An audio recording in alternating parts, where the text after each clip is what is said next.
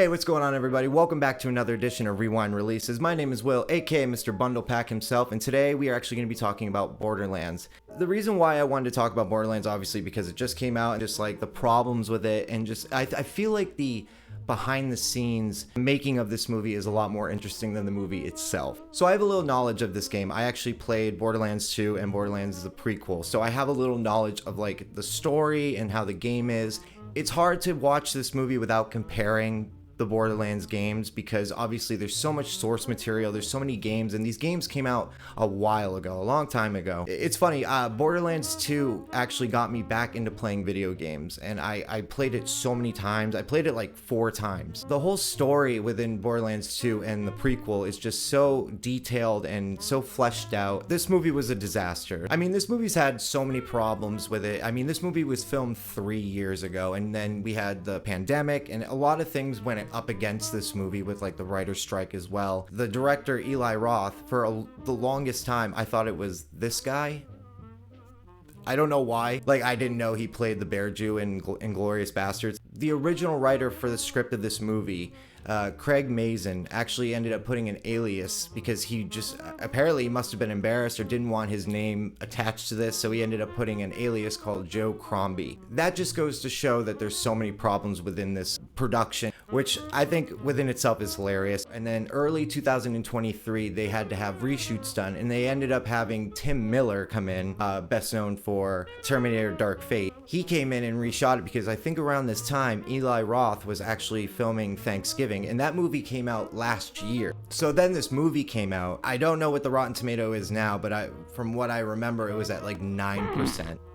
And that's just incredible. And no, I've never seen a movie do that. I've never seen a movie come out, still be at 0% and then hit 9%. But oh my god, 9%, that's just insane. The biggest thing for me is for the game is a bloody mess. When you shoot people, heads explode, all this stuff. Because originally this movie was supposed to be R-rated. And the one thing that really took away from it is there's no blood. You go to like RoboCop and like all those movies where there's squibs and there's blood flying everywhere, it really enhances the impact of the shooting and the violence. And I felt like this movie should have definitely done that because, especially for the game, it's a rated mature game. It really destroyed the whole impact of the action for me, and it really took me out of it. It's hard not to compare the game and the movie because obviously the name is Borderlands.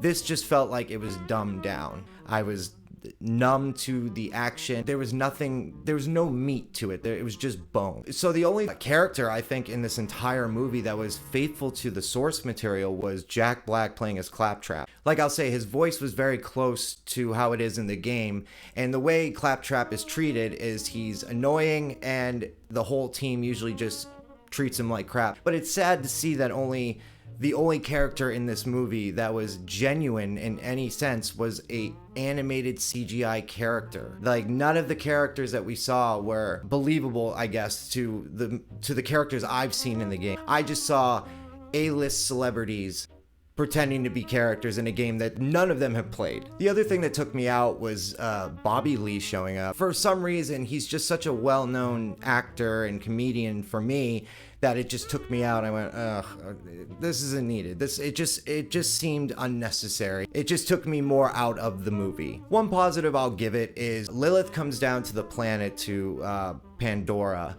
And when she lands next to a sign, and you actually see a skag, and it's actually a homage to Borderlands 2. Those little things that they, showed and sprinkled in kind of made me go, all right, well, there's at least a little effort, but again, not much. One of my biggest negatives for this movie was the main bad guy, Atlas. I don't know that character super well. I've only played 2 games, but one of the main bad guys from the games I got to play was Jack. And Jack is this eccentric, evil piece of shit. He has no care or want because he's just this guy out for revenge, and I felt like that was a missed opportunity. You hate him so much, but he's such an amazing character, and he is like the ultimate antagonist out of the game. So I really felt like that was a missed opportunity. And again, the acting wasn't bad. Everyone did well. It was just, I guess it wasn't believable. And for me, I just was numb to it. That's the best way I can describe this movie when watching it, because someone who plays the games and then watching this adaptation just made me really go, ugh, this is nothing. There's nothing to it. The sets didn't look bad. I mean, again, we're at an age where CGI and locations, it's up to par. So when I was watching this movie, I was talking with my girlfriend about it. I was like, God, who would I want in this movie? Who would I want to play Roland and Lilith and Tiny Tina? So I made a list. I'm gonna just kind of throw them out there and see if, you guys agree, if you don't. And if you guys have any other ideas for a list of who you wanted casted in this movie, please put it down in the comments. I would love to know. So the first person I would cast for Roland is Michael J. White. I think he brings such a presence, and obviously if you know anything about Michael J. White, he is a crazy fighter. I mean, he's considered one of the best, martial artists in the world. I feel like he would look like a leader if you dressed him up as Roland in that whole uniform. I feel like he's the perfect decision to be casted for this. So next is Lilith, and I couldn't think of anyone, so I ended up asking my girlfriend, and she suggested Jennifer Lawrence. When she made her case, the more she explained it, the more I was like, yeah, that's actually a really good idea. Because Jennifer Lawrence, if you remember, was in the Hunger Games, and she has that training anyways to do the action because she's done similar action stuff. The age would be closer for Lilith, and I'm not trying to get myself in trouble again, because the last time I did that, I called Michael Keaton old, and all of you told me to go fuck myself, but I'm gonna say it anyways. I think this is definitely a character that needed to be younger, and I think Jennifer Lawrence would be the perfect casting for this if I had the choice. Cate Blanchett's great, don't get me wrong, I love her. She just wasn't this character. The next ones is Tiny Tina and Krieg, but I wouldn't change those because the girl who played Tiny Tina was fine, and Krieg is a masked character who's basically a Drax ripoff. He's masked the whole time, so I didn't really care. You could have put any big strong guy to do this, to act like Bane from fucking Batman Forever, and it would be fine. Those actors are fine. I wouldn't change that. So the next one I have a big problem with is Dr. Patricia Tannis, who is Jamie Lee Curtis. I'm gonna put the two pictures up of what the character looks like and Jamie Lee Curtis. I hate this. I mean, you could have picked anybody to play this character.